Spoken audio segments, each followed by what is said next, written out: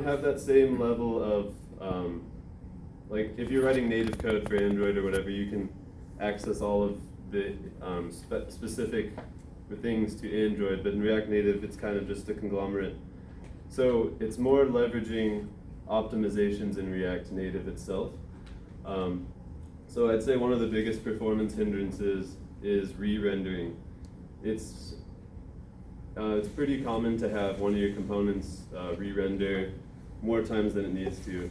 So if you guys are familiar with React, each component on the page has a separate refresh, so that way you're not trying to re-render the whole screen each time there's a change. But within that, each little component can re-render multiple times. So let me see if I can pull up a quick example. Just, if you guys are familiar with React, that's not it, this one.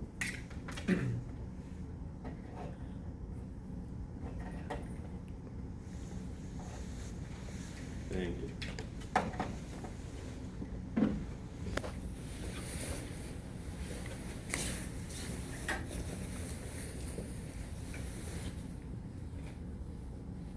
So,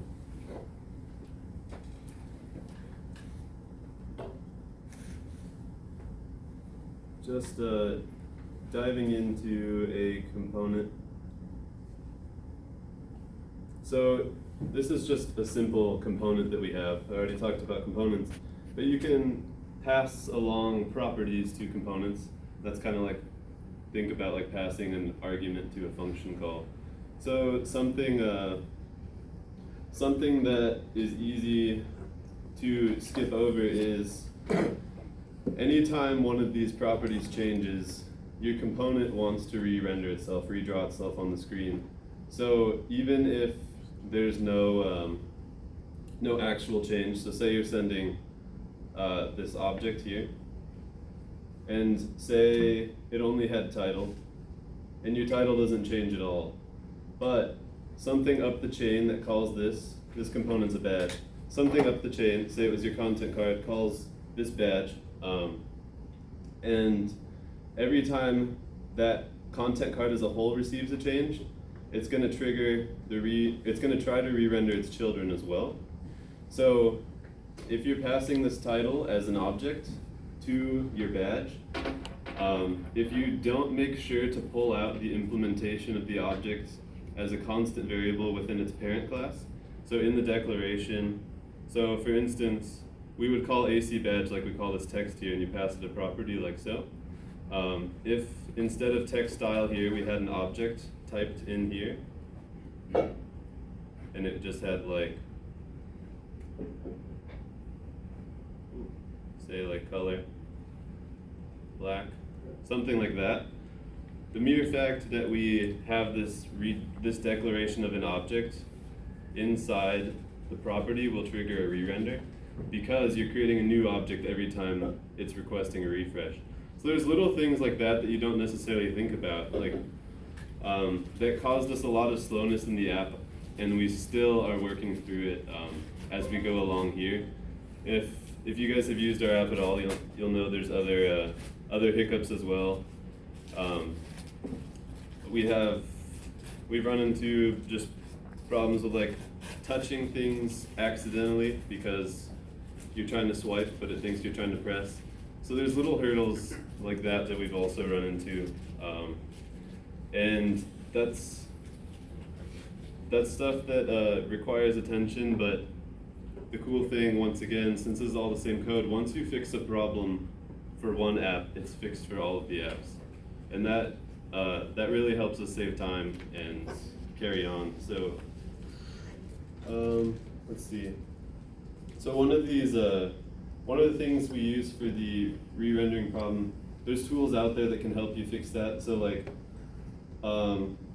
there's a tool called Why Did You Update? It'll actually print out how many times each of your components is rendering. So that's something we use as we go along. Just keeping track before, like, we're trying to keep track of it before we merge the code in, make sure that new code introduced doesn't increase the re-renders. It'll tell you how many times it's re-rendering. Brian mentioned we're using the U.I engine. that is what actually helps us port this app to multiple different devices, so beyond just the iOS, Android. They actually have a couple built-in tools too that'll easily allow us to pop up the overdraw, and the overdraw gives you like a visual representation with color. So like if your image shows up as red, that means it's being redrawn more than X amount of times. If it's blue, it gives you a scale. So that's one of the ways we can combat things like that. And another, just real quick, lastly, on the issue that comes to mind is the large amounts of data we have in the app, and with all this data that we're trying to present to the screen at one time, is something we have to address as well, because when you scroll, say, through the carousels and you can't see stuff on the screen anymore, if you keep that in memory, your app gets really slow. I don't know if you guys remember using like websites back maybe 5-10 years ago, and it's just a bunch of images. As you keep scrolling, eventually your app kind of freezes up and stops working. So that's something that React Native has implementations for that. They have built-in components for lists and stuff that manage some degree of memory. Maybe Max, you can speak to that a little more. You've explored other list options like large lists or something. They're more efficient with cycling memory in and out and keeping your app performant. So it's really just finding a balance of what you can cut out of the app when necessary to keep it moving along. The guide is a big pain point as well. So, Max, did you want to speak on that at all? About list components? Yeah. Or any other challenges that we've run into? In rendering? Yeah, I mean, I think when you are rendering lists that have, kind of large number of items to render, there's a number of different ways that they're implemented on the native layer. I'm not too specific on how they all work differently, but different lists behave differently. So you kind of just want to pick the one that's going to work for your environment the best. I did find a component called React Native Large List. That worked out for me, but if some of you are using like Expo to create your projects, you are going to have to eject before you can use some of these native components. So yeah. Okay, cool. So there's a couple other things I want to talk about, and then I'm gonna show you guys some stuff real quick. This kind of branches away from the React Native way of thinking, but just in development in general. One of the things that we utilize in our app here is a translation JSON. So right now we only support English, but to future-proof the app, when we design this, we're thinking of not using hard-coded values, rather reading from this translation JSON. So on launch of app, you choose your native language, or you choose the language based on the device, you load that in. So everything throughout the app reads from this JSON, and it's populated. So if you wanted to change the language, you could quickly change the JSON you're looking at, or the part of the JSON you're looking at, and it'll translate to the other language. Same goes for just anything in the app. For like images, we're eventually going to be looking to rebrand the app. So being able to access things based off of JSON structure has been very helpful for us. Just being able to swap in and out. We did a similar thing. We were trying to unify with the UX team here. We created a style dictionary. So instead of having the traditional styles in each component level, we pulled it out into a more global level, and it reads from a global style dictionary. That way, the UX team has a little more granularity and control over what they see in the app. They don't have to bug us as much, and they're able to just give us a new JSON and say, this is what I want. That has kind of diverged slightly. They weren't fully willing to take on that task at the moment, but it's a good way of thinking to make your app as useful and modular as possible. Just planning ahead. So also, just one last note of things that help us move along in the project is we're able to craft our CI/CD pipeline to take care of all of the testing process for us. So since this is all one code base, we really only have one set of tests, which is awesome.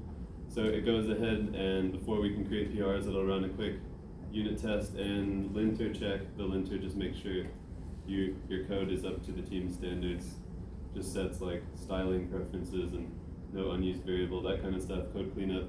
And then also, once we actually merge in a PR and we want to publish a release, so we publish releases nightly to our testers, we're able to configure our pipeline to actually post that, or to generate these scripts. I don't need to show you how it's done, but the U.I provides methods of generating the scripts for all the different clients. So the CI/CD also covers handling uploading that built to App Center, which is a new acquisition by Microsoft.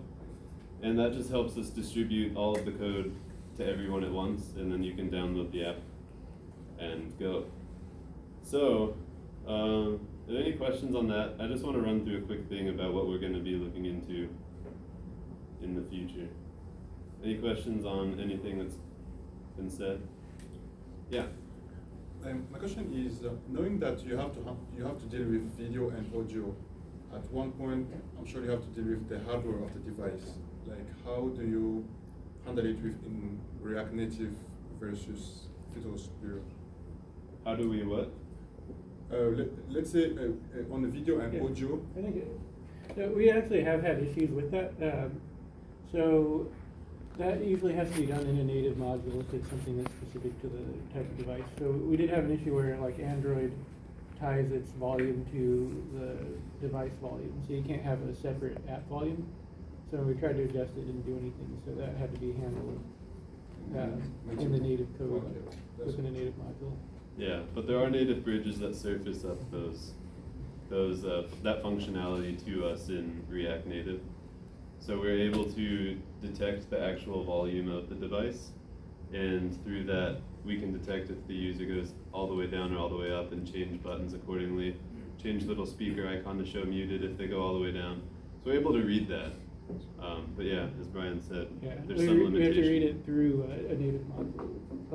By default, it won't support that. But if you do the work to add the native module, which is what, as I mentioned, we have two React Native teams. One working on the React part itself, and then the other working on the bridge and the native components. And so that would be something that has to be handled on that end.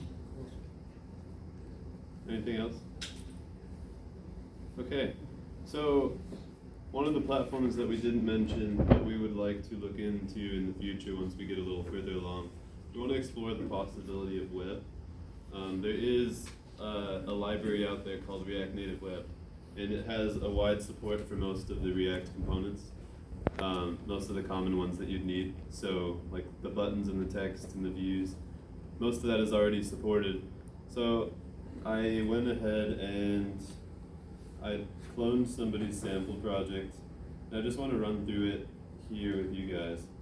So this uses Expo, and the Expo will start up your bundler. I didn't mention this yet, but the bundler is really handy for testing.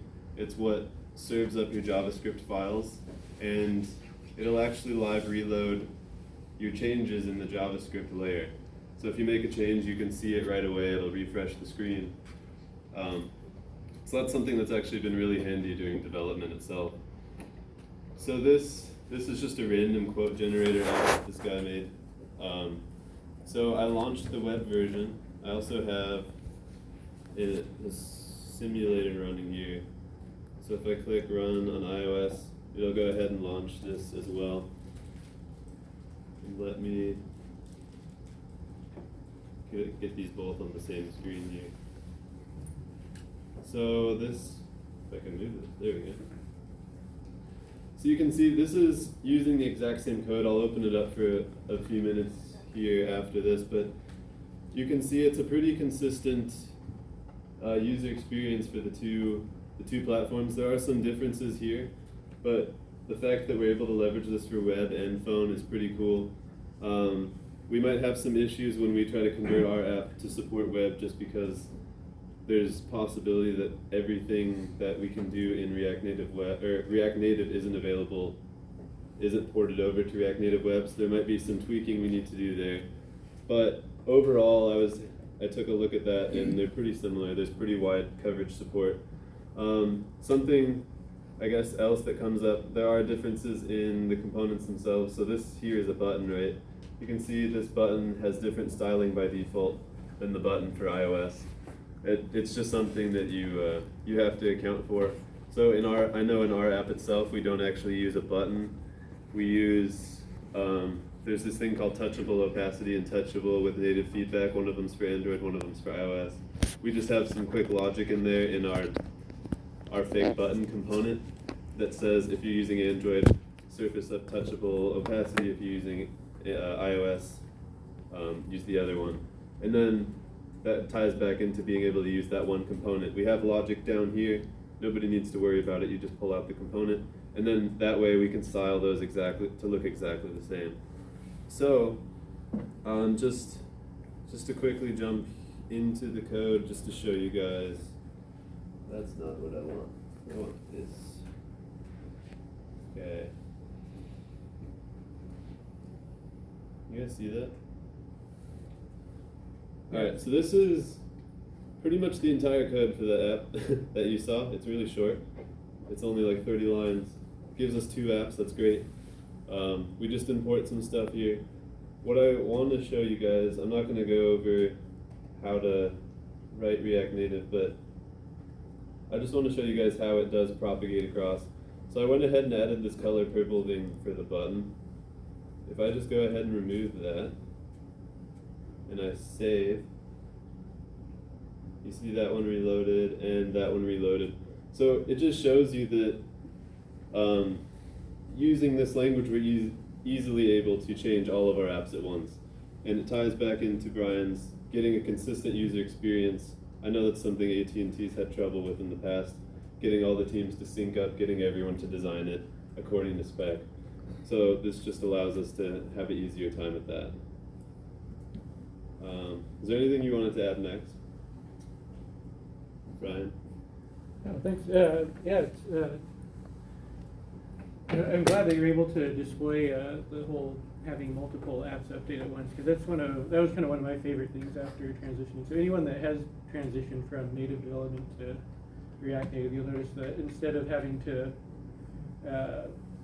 install a build on every single device that you want to test it out on, you can have, like what I do have on my desk, I have a TV, a tablet, and a phone. I hit save anytime I make a change, and it updates all of them simultaneously, which is something pretty cool for someone coming from mobile development or from native development. All right, that's all I have. Are there any questions beyond what was asked? Did you try the React VR? VR? Yeah. For We have, the app? I have not. Have you? I haven't. No. Have you? No, for this app, like, did you try to implement it on React VR? Maybe to have the version for using the React VR. No, I don't think we've done any work with React VR. At least I haven't. No. What would be like the number one thing that you don't like about it? That's easy for me. Just well, 2 things. The tools aren't quite as good as native development. If you've done a lot of native development, you know that the documentation is great. Like everything that you could think of, Google and Apple kind of have something that helps you get started with it.